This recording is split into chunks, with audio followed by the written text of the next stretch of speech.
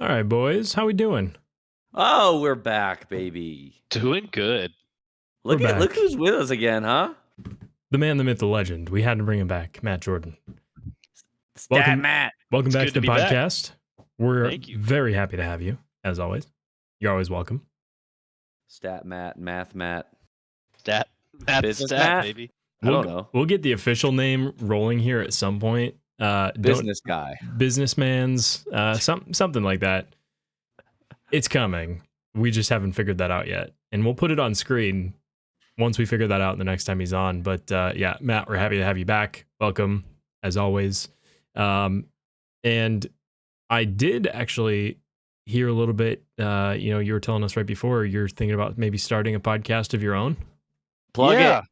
Yeah, I have a little interest. Haven't figured out the name yet, but our other friend who we've mentioned, Joe, he is interested in doing a fantasy football podcast. Been doing fantasy football for about 12 years now. Played for quite some time. Dad played a little bit in the league. A little love plug that. there as well. I love that. So love to talk about it. I wouldn't say I'm a savant, but I make the playoffs pretty much every year. So maybe not in our league. So maybe but, a savant? in my other league, I was in the championship. So, I'd like to talk about it. And if you guys are interested in listening, we'll definitely do it. So we'll see how it goes. Well, and I have to say, you and Joe are usually the two who I go to for fantasy football advice because candidly, I'm terrible at fantasy. So it's just, I need help. I never played it really much growing up or as a kid or anything. I really only started to play it like late in college. So for the last, I would say probably 6 years, I've played fantasy football and I've never been good. So you've got the leg up on me. I know about the NFL and I know plenty of the inner workings of the league and just how football organizations are run and how the league is run. But when it comes to fantasy and picking players and maintaining the lineups, that's the biggest thing for me is maintaining the lineups. I'm terrible at it. It's okay. I got your back. If you listen to the podcast, we again haven't figured out the name. We're thinking about it.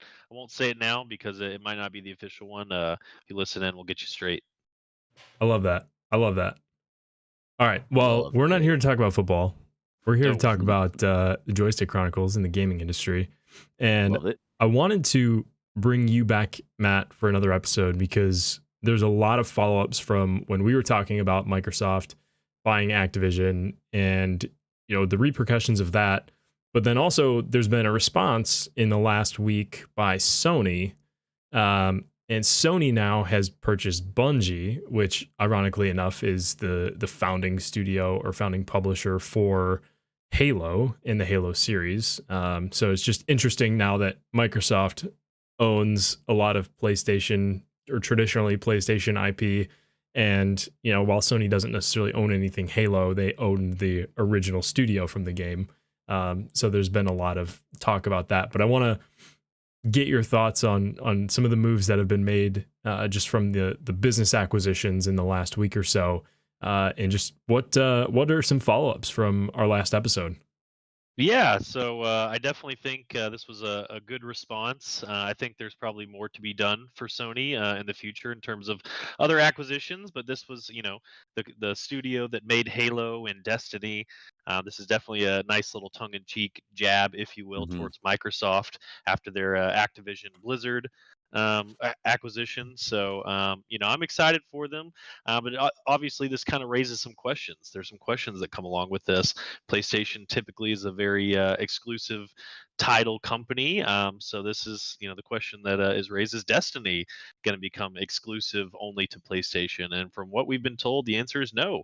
It's going to maintain multi-platform. So I think Bungie and the people that play Destiny are going to be excited by that. You're still going to be able to play on Xbox, so that's good. But I think ultimately what this is saying by Sony is that they're here to play ball. Some of the things we talked about on the last podcast was, the crossover between PC and Xbox, Microsoft crossover, kind of making these platforms and these games available to all gamers. And kind of PlayStation was kind of on the side of that. And now this is them saying, hey, we're going to acquire a great studio that makes great games, and we're not going to make it only PlayStation exclusive. You guys can keep playing this, and if anything, our great studios are going to make the future of Bungie even better. We're going to enhance the next Destiny, or whatever next game that Bungie wants to do. So I think this is maybe Sony kind of extending the olive branch a little bit, maybe bridging the gap. And I'm excited to see what they're going to do. I think multi-platform is the way to go. And these exclusive titles, which we'll talk about later with PlayStation, I'm excited to see maybe which ones might end up coming over to PC and Xbox in the future. So we'll see. Can you imagine if if PlayStation was like, or Sony was like, okay, we're making Destiny, PlayStation exclusive, and Activision and Xbox, Microsoft would just be like, okay, we'll make COD, we'll make that, we'll make that Microsoft exclusive. Thanks. Oh, Nice try. Roll. Just hit him with a that's nice or that's cute. I don't see a world where that happens, at least in the near future. I mean, it's already been confirmed that Microsoft is going to fulfill their contractual obligations to the acquisition and with Sony. So Call of Duty is going to stay cross-platform for at least the next, I think they said 3 titles. So they said, and actually I can pull it up right here. I've got it right in front of me. I want to make sure I'm telling you the right information, but it's Call of Duty 2022. So the next one that's upcoming, Call of Duty 2023. And then Warzone 2, which we can get into a little bit more later. So seeing the multiplayer, the campaign, and zombies live on, and then also Warzone, in how they've lived on really separately from each other, with Warzone being free to play the last year and a half or 2 years. Gosh, we're already 2 years in. Crazy. I know it is, but it's nice to see that that'll at least continue on for the next 3, maybe 4 years, because I really do think that cross-platform is the way of the future, and there's no reason to cut one group out just for the sake of, maybe it'll make us more money. I think the way that everything's been going is that, having that cross-platform, having people be able to play together, everybody's making a shit ton of money on it, so why stop now? Well, and I think you make a good point, but there's always the one variable too that's part of that, is that PC is always like the third piece of that. Like it's not just Xbox and PlayStation. Like you have to also appease the PC players, which are like your very serious gamers too. So those are different. Cross-platform won't go away, I don't think, just because of that too. Yeah, I agree. And I think when you're talking about the race between Microsoft and Sony, you kind of have to loop PC into that Microsoft conversation just because of Windows and the fact that it's almost like Sony will never fully catch Microsoft because of PC. Because if you have an Xbox exclusive, it's automatically going to be on PC. Where I think Sony can probably learn a lot is to be a little bit more compatible with PC, but they may not want that, because then that's ultimately feeding more money into Microsoft. So I think it's a very interesting point, and something that until Sony creates an operating system or buys Linux and it becomes the next gaming operating system, I think Microsoft will always have the edge just because of that PC platform, even though PlayStation, by the numbers, is more popular than Xbox. It's inevitable. I mean, because that's a really good point about Microsoft and PC, because you've got Windows. I mean, it's so dominant. Like you're not gonna be able to combat that. I mean, think about that. For PlayStation to even compete, or Sony to even compete, you'd have to make an entire operating system. That's insane. Like that's not. How long has Microsoft and Windows been around? It's been a long time. They're the masters in that realm, PC gaming is Windows. I mean, you go into Steam and you look, and there are a few titles that you can play on Mac, but Mac OS is not compatible with every game. So you run into issues where if you have a Mac, you can't play as many games as you would if you had a PC. Same goes for Linux. And you can see the Linux logo next to some of the games on Steam, but every single game on Steam, unless it's a VR game, has the Windows logo. Yeah. And that's just the way of gaming right now. And I think that's more of a mountain to climb versus the console wars. Yeah, I think so too. I think this is Sony. I think Sony's finally realizing that it's in their best interest to play ball because they've been so exclusive for so many years. Yes, they've done well revenue-wise, but the future is cross-platform. It's multi-platform.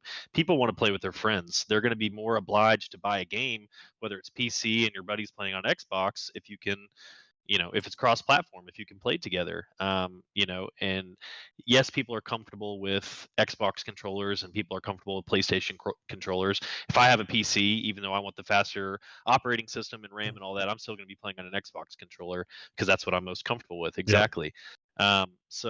I think PlayStation's finally coming around to the idea that it's in their best interest revenue-wise and just for the future of their titles to make it cross-platform to play ball. So I think this is a step in the right direction. I do still think it's a little bit of a jab at Xbox and Microsoft, but ultimately, I think finally these three major players, PC, PlayStation, and Xbox, are finally going to start talking to each other as well as their games in the gaming community. So it's exciting.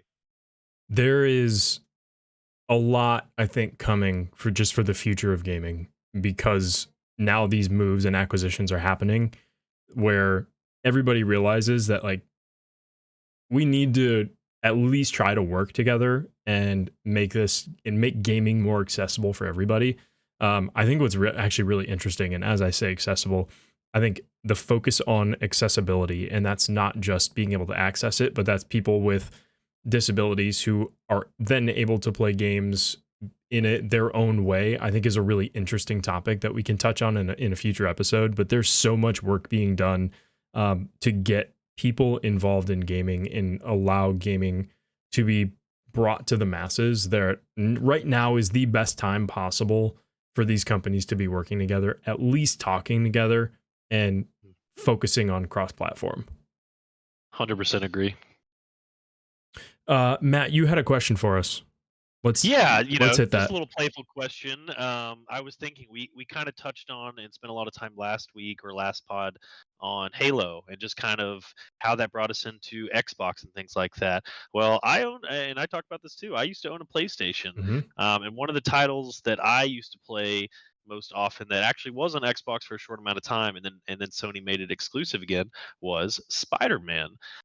So that's a game that I would really like to see be cross-platform again. I played the heck out of Spider-Man 3.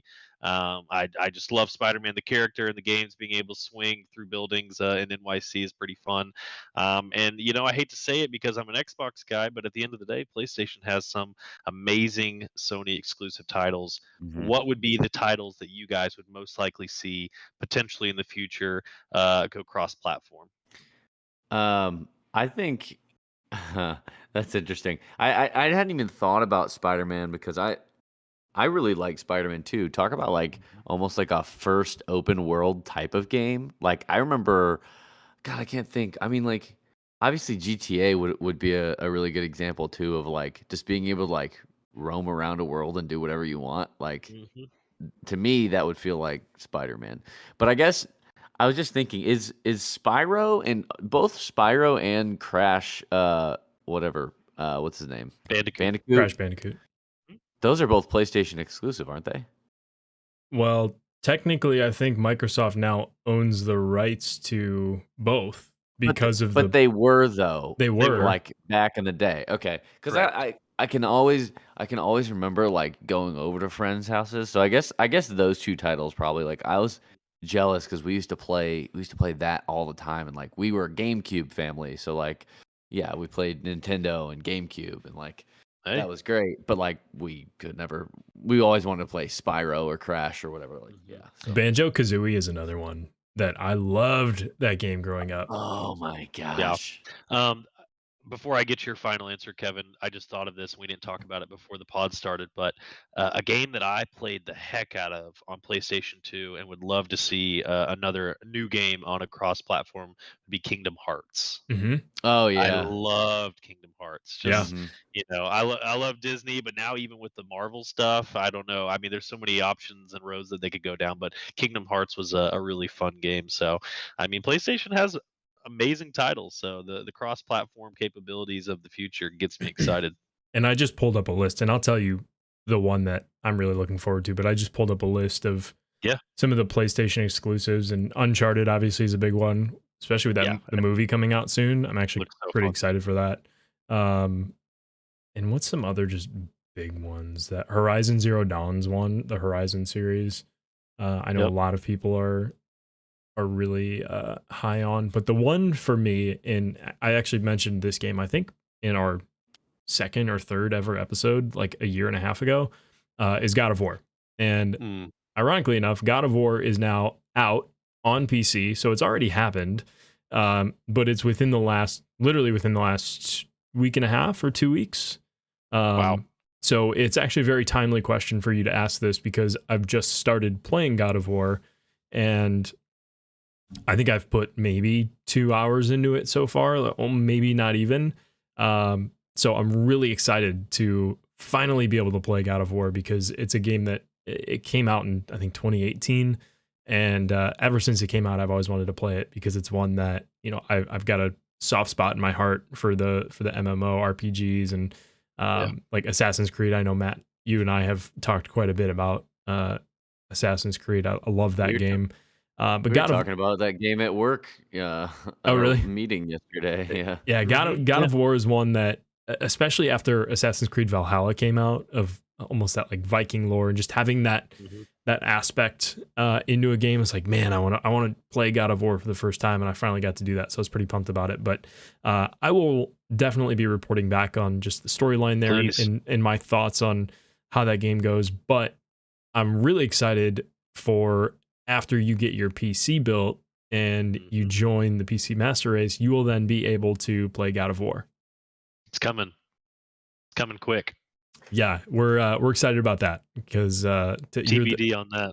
Well, yeah, timeline TBD, but it's coming at some point, and you will be the last of the four to make the jump to PC, and we're all very much excited for you. Oh, me too, brother. I'm ready. I love my Xbox. I'll still play it every now and again for FIFA and things like that. But looking forward to playing some. Obviously, God of War and crossovers like that. But just PC games, just bigger games, MMOs. I know New World you played for a while, and my Xbox couldn't touch that. Yep. So just cool games like that I didn't have access to before. I'm excited for. Yeah, it opens up just a huge realm of possibilities, essentially, of all the different games that you can play. And even just like, so now with my new job, everybody at my new job is a gamer, and it's actually awesome, because just random person you talk to and it's like, oh, have you tried this game yet? I'm like, no, but I have to just add it to the list. I feel like I have a never ending list of games that I have to try. And they were talking about a game today. I actually have to pull it up on my phone to figure out what exactly that game was called, but it's like a game for $3 on Steam, and they're like, you have to try this because it's so much fun. It's just like literally just like a 2D game that they're having so much fun with. And one of my other coworkers downloaded it, and he goes, okay, this is hilariously funny, and you have to try it. I'm like, all right, I'll give it a shot. So I just feel like I have now like this never ending carousel of game recommendations that I have to try. And that's funny. Well, that's also a perk of working where you do, because that's really the environment. You're 100% remote. Everybody else is 100% remote. You've got a lot of people that are involved with with the online digital world. I feel like that would be similar to like somebody in the movie industry working with a bunch of movie people and be like, hey, you gotta watch this movie, you gotta watch this movie. Yeah, they just throw this list of movies that they gotta watch because they're surrounded by all these people that are so into movies and know what they're talking about, and you're clearly surrounded by a bunch of gamers that know what they're talking about. I've never flown my nerd flag so high than how I do sick. nowadays. I just don't care anymore. Yeah, raise it up. Yeah, in my last job, I was like, "Oh yeah, I'm a closet nerd." It's like I don't really talk too much about it because everybody here just doesn't care. It's like this job, I'm like, "Fuck yeah, let's talk about Nerd it." out. Yeah, What you got? What games you got for me? yeah. Who's got That's a awesome. recommendation? Because I'm here to try it. Mhm. Okay, I do want to transition our discussion here though, because there's a lot of Call of Duty content for us to talk about. We haven't really talked about it in a while. It's still one of the mains that we're playing, and I want to touch on it. The first thing that we had actually talked about, I know, was it last week? Matthew and I was The Rock came out and said that he's going to be making a gaming movie, and we were guessing about which gaming franchise it would be, and I thought it was God of War. Matthew, I can't remember what you said it was going to be. COD. Did you say COD? Your boy was right. And it sounds like your boy was right. So it came out, I think, like 2 days after we had talked about this, that Dwayne is going to be, or at least he's in discussions for making a Call of Duty movie. So we're excited to obviously see this come to life because we're all Call of Duty fans. But my initial thought was, what storyline could you take with this? Because there's so many different storylines within Call of Duty, and you can probably do whatever you want with it. Yeah, like you could almost make a new character and create your own storyline, or do they go the Price and Ghost and Soap route? Or like I feel like that would be such a hit just with the base Call of Duty fan base because everybody loves that story. In those couple characters, or do you kind of take a new character approach and do someone newer? My immediate thought was, and I pulled up a picture, obviously, was could Dwayne play Lurch? Because Lurch, I mean, have him grow a beard and you're pretty much there with how muscular this dude is. And it's could you go the newer route with the Warzone days and have it be like Lurch leading the Shadow Company and almost create your own storyline through that? I'm curious to get your guys' thoughts on how you feel like this could come to life as a Call of Duty film. Okay, I have something to make a point about too, and I'm very interested to see what he does because I was thinking about the kind of your target market here for The Rock because obviously you've got a giant base of people that have played Call of Duty over the years. I'm just looking it up now. I want to see. Okay, Warzone's overwhelming success. Even over 100 million players playing the game. It's probably okay. Warzone's currently sitting at monthly 111 million players. I mean, if you think about that, and then I'm also curious how he's going to mass market it because obviously, that's a large number of people that would be and that's into just current something players. like that. That is, that let alone the people that played the first Call of Duties that don't Right. play Warzone anymore. Yeah, And then you're marrying that with I think about my dad or that generation because The Rock, he's smart. He's gonna find some way to marry that base of people also with people that just like action movies or whatever. Like my dad loves shoot 'em up, shows. As so my I'm mom would sure- say, bang me up, shoot me up games. That's literally what she calls them. I'm like, no. Like when I was a kid and I was going to play Call of Duty in the basement, she's like, are you going to play your bang me up, shoot me up game? I was like, yeah. Please rephrase, mother. Yeah. If anyone knew your mom, yeah. The little church lady. Oh, she's too sweet. You gonna go play your bang me up, shoot me up game? She's all the best intentions. Oh yeah, it's hilarious. I love it. But what I was saying is, I mean, in theory, I mean, this is just another war movie. It doesn't have to be a Call of Duty movie. It's another war movie. So if you like that genre, which I'm a huge fan of war movies, boom, right there, you got a success. How do they market this? My question is, if they do a new character and a completely new story, how do they still make it feel like Call of Duty? I think for the masses, if you're really going for the most successful route, I think you go full on war movie. It's carrying the Call of Duty title. Yeah. And that's what you focus on is the base storyline that you come up with and make it catered to fans of action movies and war movies and all of that, because you're Call of Duty fans, people like us who are already talking about this are going to go see it regardless. They know that this movie's coming out. They know if it's carrying a Call of Duty title, it's got The Rock in it, they're going to go see it. Mm-hmm. So you've already got that sector covered. I think you focus on the war route in the movie, the action movie fans. Yeah. Funny enough, we didn't talk about this before discussing this, but I just thought of it a little bit before its time, actually. But this isn't the first video game shoot 'em up, bang me up, Bang me up, shoot me up. bang me up, shoot me up game / movie that The Rock has been in. Doom. Yeah. One of the first shooter games Doom Rock was in, and it got okay reviews, but that was also, gosh, that movie's probably 15 years old at least. I can 20 look. years old. I'm not really sure to be completely honest. I bet you it's 2001, 2003, 2005. 2005. Okay, so 17 years. Yeah. That's crazy. So, and it's specifically, I remember in that movie that was kind of different. They did a first person point of view. Do you guys remember that? I don't.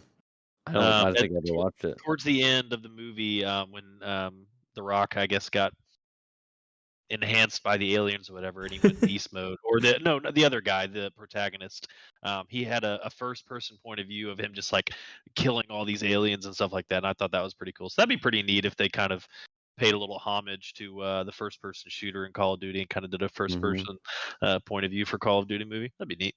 Oh, absolutely, I agree. Huh. Hold on. I had a thought, and now I'm completely forgetting. I was going to give you guys a PC update, too. This is completely irrelevant. Oh, you're just taking us off the rails. So, update is I haven't heard anything, and it's been in the shop for a week and a half. The update is there is no update. Welcome to corporate America. I hate my life. Okay, sorry. Back on track. So, Matthew, update there is that, you're just not ever going to see your computer again, right? So we're moving to Atlanta in 23 days. So there you go. You've got 22 days to get it figured out. 22 days. Make a countdown. I'll start the timer. We'll put a daily post out on Twitter. Yeah. 22 days until Matthew gets his PC back and moves to Atlanta. Would be amazing. Okay, I want to get us back on track. So we were talking about The Rock, but Kevin, I wanted to ask you this because we haven't even had a chance to talk about it. So I kind of want to talk about the Warzone, just the state of Warzone right now, and kind of like what our experience looks like. There's a few things, we're going to talk a little bit about the future too, with Warzone 2 being rumored.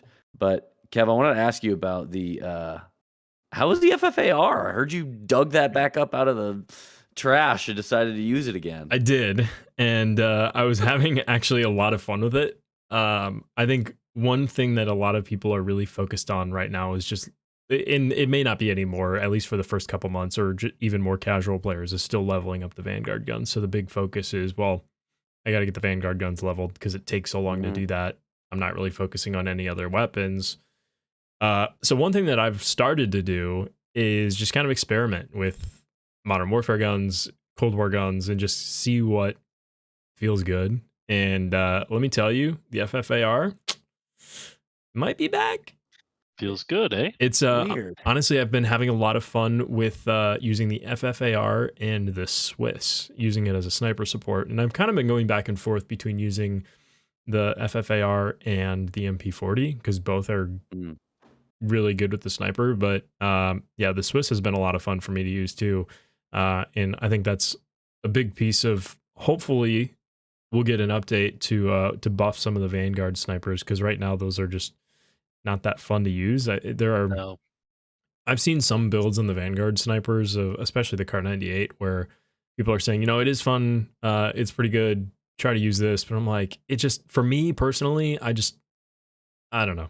I'm not really into it. I like the Swiss or the Modern Warfare Kar 98 better, and it's just kind of what I've been rolling with if I'm sniping. So on Rebirth, the Swiss for me has been a fun one. I saw a video, a TikTok the other day that was it was the Vanguard Car 98, and it didn't down somebody on a headshot, and I was like, Eh, not great, Jim. it's so brutal. As Tony Romo would say, not great, Jim. Not great. Not great, Jim. Okay, so you brought up, some of the issues that Call of Duty and in the Warzone scene right now is having. There's a tweet from Iceman Isaac that I'll pull up that I thought is very telling of just kind of where the state of the game is, because he plays this game all the time. He knows about it. He's had conversations with even the devs and just people who are very ingrained within this game. And I think this list that he put together kind of is definitely not everything, but it gives a glimpse into just what's wrong with the game. I think audio is a big one. It's, half the times on a kill cam, somebody doesn't have dead silence, and you just can't even hear them. I think that's a huge issue, and we've complained about that before. I think the incendiary rounds for me are just insane. There's really no reason to use any other of the ammo types, because incendiary just gives you such an advantage, especially It's like stopping power all over again. pretty much. Honestly, the big piece of the incendiary rounds is that yes, you're still doing your base damage, but it does that additional damage over time. And I don't know what the exact number is. It's like 2 or 3 damage over time. But what it does is it stops your opponent from healing too. So they're continuing to get hurt. But what that does is it extends the amount of time it takes for them to actually even heal their base health back up, not the armor plates. So that's where you get your advantage if you have the incendiary rounds and you're going against somebody who doesn't. If it's a gunfight, Does a stim combat that? a stim I believe does, Okay. but then you almost have to rely on or just hope that that other player doesn't have a stim. Right. Which I think, ironically enough, because we're talking about some of the shortcomings here, stims I think are one of the things that the game has gotten right with the Vanguard integration, because stims are a lot more fun to use. Because if you're popping a stim, you've got like 20 seconds of it. Essentially feels like you're using dead silence, but you don't get the quiet footsteps. You get the speed and the mobility of if you had dead silence on. And I think that just adds a little bit more of a layer to either trying to get out of a gunfight or push into a gunfight. Sure.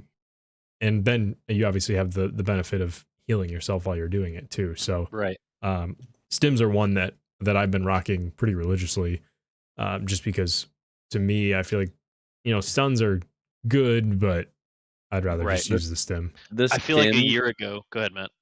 Oh, sorry. I was just gonna say the stims remind me of Octane in Apex. 100%.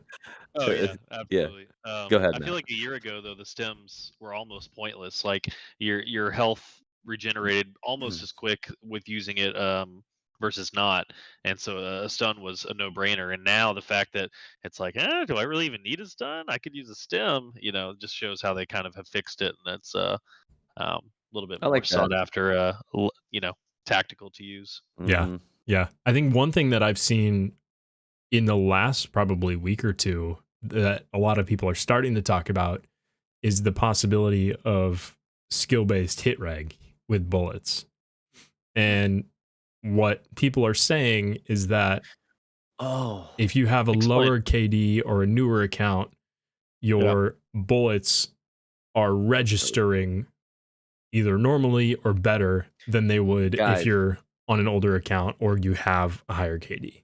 You bring up such a great point, because do you know those videos? Have you guys seen where I guess it was from Ricochet, that like the cheaters' bullets aren't registering at all. Like they're hitting, but they're doing a lot less damage. I kind of feel like that shows their cards a little bit. Maybe there's an algorithm based in there, like depending on your skill level, that your bullets are less damage, your bullets are doing more damage depending on the night, how you're playing, KD, all sorts of stuff like that. That's a very interesting point. Yeah, I think there's a lot there. obviously God, that make me so mad. something obviously we'll never know for sure, but there Mhm. were people experimenting, and I was reading on Twitter about it. Was that people were going into games who they have a 2 or a 3 KD, and they were going into a game on a dummy account, and they were getting kills with like 7 bullets, and it was just like perfect for them. And then they go back into their normal account, and it's back to just, it almost feels like their bullets aren't hitting. And that That's is not to that's really that's not interesting because it goes back to the skill-based matchmaking, which we've obviously known is in the game for a long time now. right. But it just adds that component of Activision has always tried to cater to your casual gamer, and Yep. it's not a great competitive experience. Whereas if you were to be able to implement a ranked, you wouldn't have to worry about that at all. So they're trying to level the playing field, and if they're actually doing that by hurting players who have good gun skill and can actually hit their shots, essentially creating phantom bullets, that's bullshit. Mhm. Like, come That on. Yeah. sucks. That sucks because like think about it. The amount of time that we've invested into these games, and all of that has gone toward us getting better, and then like basically taking a getting punished or disciplined almost in a way because um, or at least we're just not getting that reward being on the same playing field. It just doesn't make sense.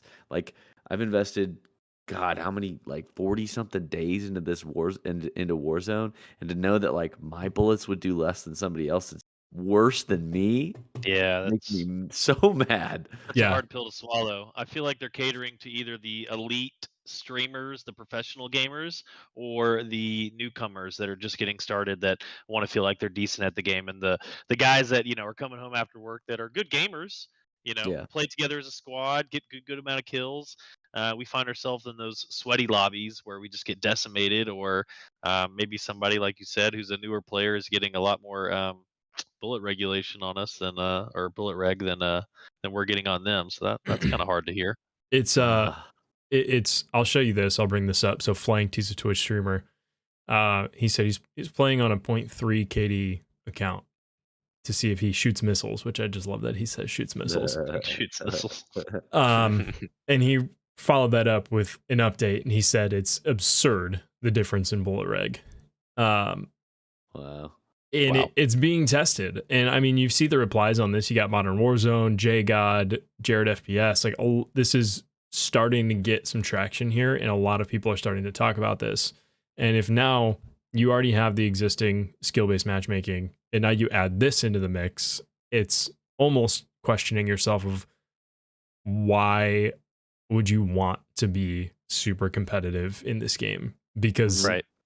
the studio, or sorry, the publisher in Activision is essentially hurting you for being a high skilled player. Yeah. What's Eh, the incentive? Yeah, there's Or no even a decently skilled player, like just above average. yeah, well, and Matthew, that goes back to a lot of discussions that we've had before of what is the incentive to play, and something that you bring up a lot. And this is once again hurting the people who love the game and who have put the time in and who are the high skilled players, and Mhm. catering towards that casual gamer, which I get because that is most of the player base. Yeah. But there Yeah. needs to be something to where you're seeing a benefit for putting the time in, and you're actually seeing the reward of all of that hard work in that time. So that goes back Yeah. to my point of a point that I've made a lot, is that there needs to be a buttoned up ranked mode within Warzone Yeah. that will fulfill a lot of those needs. I was There just has to be a thinking ranking system. Yeah. Yeah, and I was just thinking about like how do they walk this back now though? Because there's not going to be a transparency. They can't come out and say we're in, we have an algorithm that's regulating your bullet registration or whatever, your bullet reg. Like you can't come out and after people have invested this much time and say like, "Oh yeah, we've been kind of putting you on a different playing field because you're playing well." You can't walk that back. Yeah. That's just You just need so to be upfront about it. Give somebody a ranking and let them go against people with other rankings of the same. I mean, you look at Apex. Apex ranked is it's a lot of fun, and I will be the first person to tell you that. And it gives you a reason to put the time in and grind towards it because you get a number next to your name and your ranking, and that is what they need to implement. It's balanced, and it I feels feel like balanced. it's justified if you finally grind to that high rank and you get into a game where you just kind of get decimated. Maybe you're not on your A game and you're like, okay, this makes sense. I'm playing with gold level, or I'm playing with platinum level, level players. So this makes sense. I'm playing with some really, really good guys versus you playing with a bronze level, or whatever the equivalent is in Call of Duty, and just getting shredded. You're like, I don't deserve this. Like, I'm better than this. Doesn't make sense. So at least with the grind towards that rank next to you, it just justifies the game and makes it so much more enjoyable. Well, I think this is a good opportunity to kind of transition to that's kind of like our state of the war zone now, what that's looking like. But also, we have some rumors, we have some talk about Warzone 2, kind of teased it earlier. So, Kevin, if you want to, can you kind of just walk us through kind of what we're hearing with the rumors, leaks, and because obviously, like, we were talking about now, and, we don't have a ranking system. There's a lot of things that the community is asking for. How do they transition that into Warzone 2 and moving forward with making a new game? Yeah, so the big piece of kind of going back to what we mentioned earlier with the next 3 COD titles being multi-platform. So you kind of have to think about this in 2 ways. Of one, you've got your COD 2022, which is your multiplayer normal game release. And then you've got Warzone 2. And in theory, or at least the leaks are that COD 2022 is going to be Modern Warfare 2, which I'm very excited about. Modern Warfare 2 huge fan. Was my favorite Call of Duty title of all time, next to COD 4, because COD 4 was just so much fun. MP5 on shipment, COD 4, great memories. But Modern Warfare 2 was a phenomenal title. It will forever be my favorite Call of Duty title, and I'm very excited for this next iteration of it. So knowing that, it's almost like you're just gearing up to having another Modern Warfare Warzone.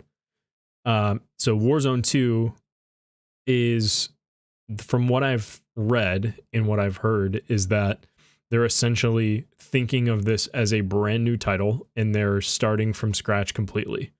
So where I think they have a huge, massive opportunity is to take all the feedback in from the Call of Duty community and to realize what is wrong with their game and ship something that is polished and buttoned up, and it can be almost a completely different experience with the same fundamentals of Warzone, and creating something that players are going to get excited about again.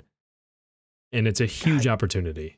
You know what I was thinking about with this was that it brings me back, like, for Modern Warfare 2, like, you remember how crisp some of those guns are, like using the ACR or using the M16, like, oh my gosh. I mean, even just the weapon sounds like kind of brings back memories for me. I can hear it in my head. I will go back to using the intervention daily. Yes. Let's go. Well, and can you imagine pairing that with like, can you imagine if we had Warzone back in the day with Modern Warfare 2? Oh my God, we played that. I already sunk days. Like, I probably had over a month of playtime at least on that game. Yeah. We didn't even know what a battle royale was back then. No, it's if you can implement what Modern Warfare 2 was into Warzone, I get excited thinking about it. That's for sure.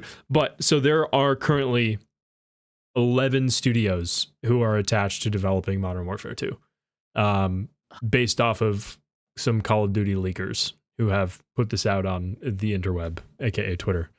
Demonware, High Noon Studios, Toys for Bob, Infinity Ward, Austin, Texas, Infinity Ward, Poland, Infinity Ward, LA, Beanox, Activision, Raven Software, Sledgehammer Games, and Treyarch are all supposedly working on Modern Warfare 2. which All is hands a on deck. huge collection of studios that can really put a lot of effort into this game, and it really is all hands on deck. Um, Yeah. that's literally what the quote is that I'm looking at on this tweet Oh, really? That's of funny. of somebody at Treyarch. I thought you had read the show log. I don't even think. No, I don't think you had time to look at I'm just a nerd and think like other nerds, I guess. All hands on deck. it. Another thing that I saw about it was I think the clean slate is one thing that is exciting to me. So let's talk about how they aren't going to, well, supposedly not going to have any weapon integration from Vanguard from the last few titles. So completely new slate of guns. We're not starting with like, God, I mean, think of all the time we've spent leveling up all these guns the last 3 games. Don't have to worry about that. I'm pretty excited about that. I liked doing that when we transitioned in multiplayer from each game, kind of growing up. But what do you guys think? I think it's kind of an ode back to the traditional prestige system of when you hit that prestige button, you start from scratch and you have to level up your guns too, which is not something that we live with anymore. But I think it's a really good opportunity to kind of forget the old ways. There's not even in gaming specifically, I just think in general that if you're trying to do something different from what you have been doing, starting from scratch is the best way to do that. And I think one thing that I've heard, especially in like the creative space, in graphic design, in that world of, never publish your first iteration of something that you put out or that you want to put out. Almost like do an edit, create something, and then scrap it and do it again. And I'm sure they've done that. There are so many iterations of games that are put together before they're released. And in theory, you want everything to be a completely finished project that's polished and buttoned up before it goes out to the public.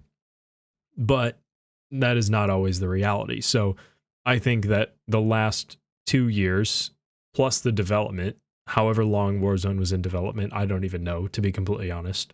We'll say another 2 years for that. So we'll give them 4 years. So the last 4 years, they've learned a lot of how to make a successful game. And I think having all of these studios involved gives them a very good opportunity to do it well.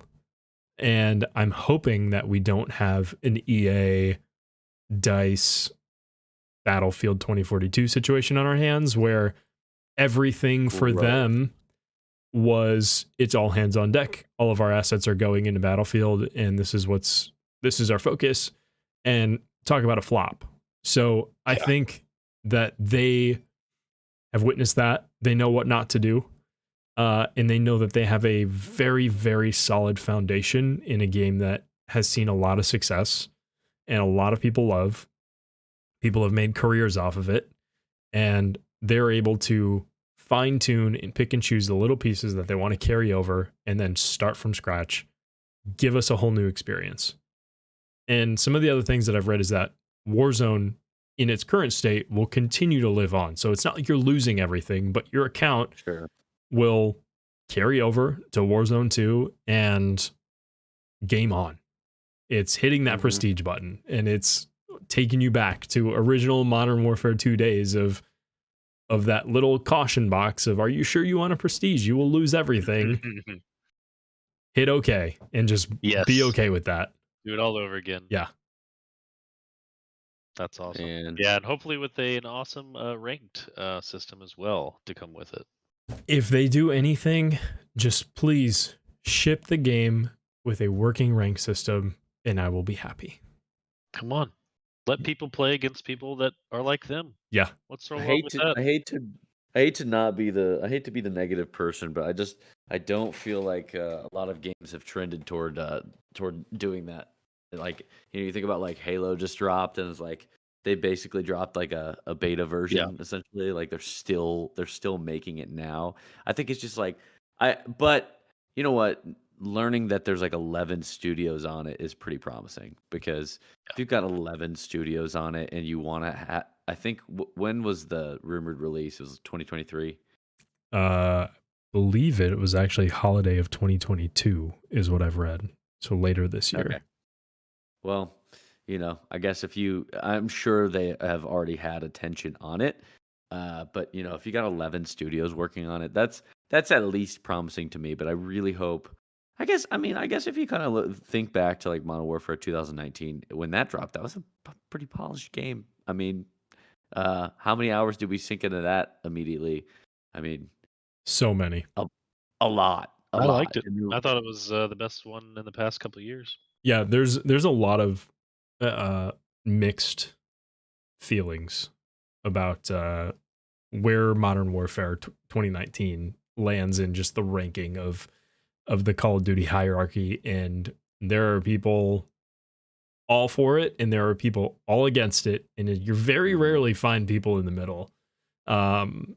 And if I love seeing any of the content creators online just saying, if you need impressions on a tweet, just talk about the ranking of Modern Warfare 2019 in the Call of Duty hierarchy, and you're going to get that engagement because everybody's got an opinion on it.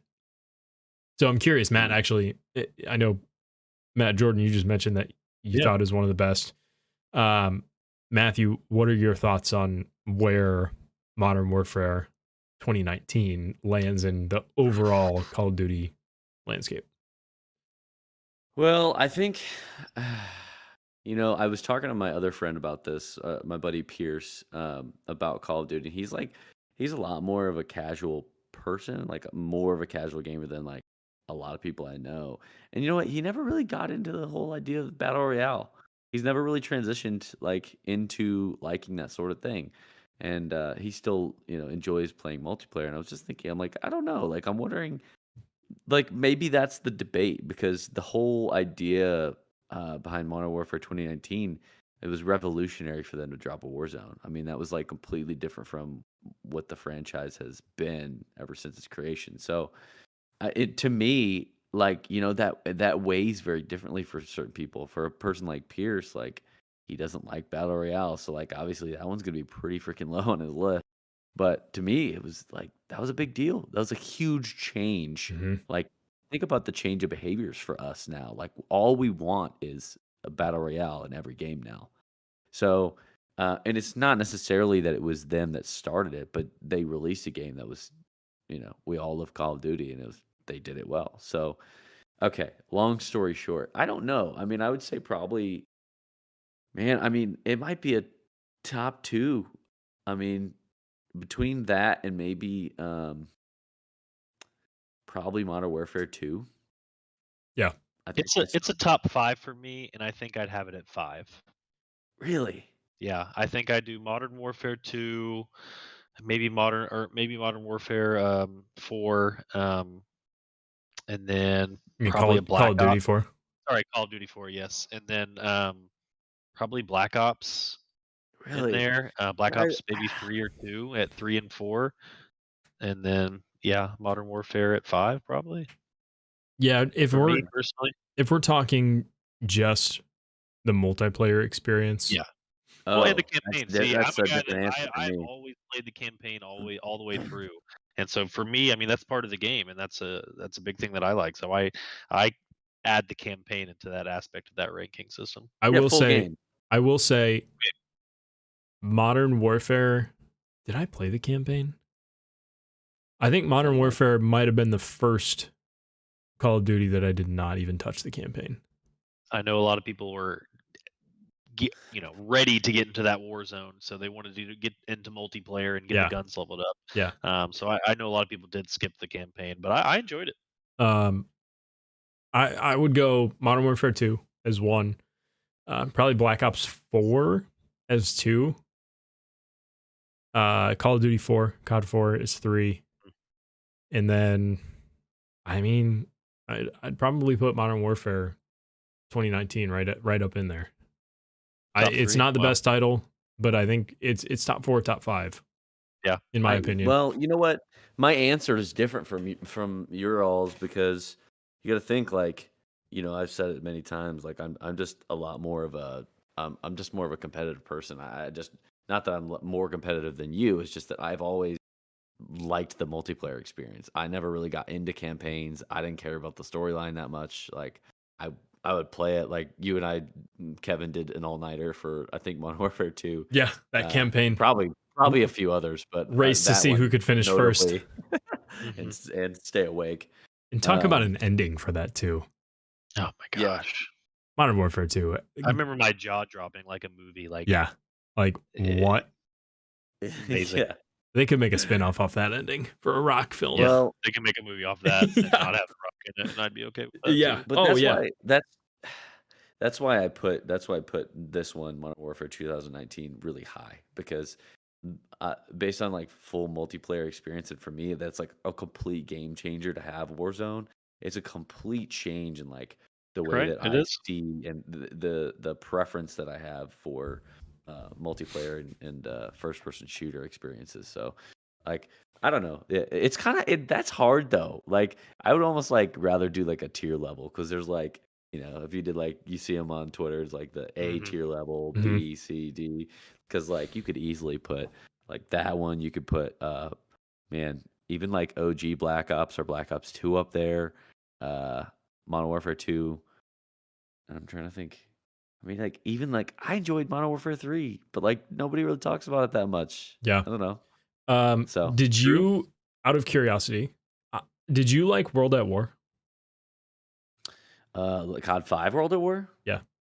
COD 5 World at War was the first Call of Duty that I actually owned. So I have fond memories of like grinding to get better, because that was my transition to Xbox. Did you not have COD 4? I never. So, and that's the whole thing. I never had COD 4. Wow. Never had it, Really? because my first game. So this is funny. I don't think I knew that. I don't tell this story a whole lot, but so when I was debating or like trying to convince my parents to get me an Xbox, that was like, well, one, my siblings had kind of transitioned to not really playing video games that much anymore, but I was still very into it, and I was playing Halo 3 with my friend all the time, Andrew Amoroso. Do you remember? I do. So we would play Halo 3 like constant. I'd try to go over to his house all the time. So I had a choice between two games, and it was either I was going to pick Call of Duty or Halo, and I chose Halo. So Halo was like my main game, but my parents eventually ended up getting me a Call of Duty, and believe it or not, they actually got me COD 4. And I didn't realize it at the time, but that was like at the end of COD 4. That was when COD 5 had just released. So I was like, no, that's the wrong one. I was really disappointed as a kid, because I was like, I want the new Call of Duty. So my first COD was COD 5, because I had them return COD 4. Oh, no. Isn't that crazy? That is funny. You had to return it. I hate that for you. That's unfortunate. Well, But yeah, I think Modern Warfare, it's for all the gripes that people have about the game, and I think a lot of that probably comes from Warzone and just some of the flaws within Warzone. If you're strictly multiplayer in the campaign, I think it's definitely up there. The revival of zombies in Black Ops Cold War was a lot of fun for me. I put probably honestly more time into Black Ops Cold War zombies than I have into any other zombies in Call of Duty. you know what, Kevin, that's a whole nother discussion, because you talk about what that was. COD 5 was the first one with zombies, and that was like a complete change. That was a like 180. Everybody like God, the amount of time we sunk into that too. I That was loved amazing. that. Nocturne my Totem. God. Yeah. Night of the Undead. Yeah. Oh my gosh, it was so much fun. Good memories. Good memories. All right, we're gonna wrap this up. Matt, thank you again for joining us. We're gonna have you on. We're gonna have you on here in some other future episodes. And obviously, best of luck on the Fantasy Football Podcast. Whenever that comes to life, we will do a crossover show, and we'll have to get a fantasy football league going for whatever the title of your show is. But we are very excited, obviously, to have you back, and you're always welcome. So thank you for joining. Thanks, guys. Good episode. Thanks for having me on. As always. All right. Thank you for listening. Make sure you subscribe to the channel here. We're up to, I think, 25 subscribers. Road to 100, baby. Road to 100. we're getting there. We'll get there one way or another. Make sure you like the video and subscribe to the podcast wherever you listen to your podcast. If you're listening on Spotify or Stitcher or Apple Podcasts, thank you for listening. Make sure to leave us a review, leave us a like, and we will talk to you guys in the next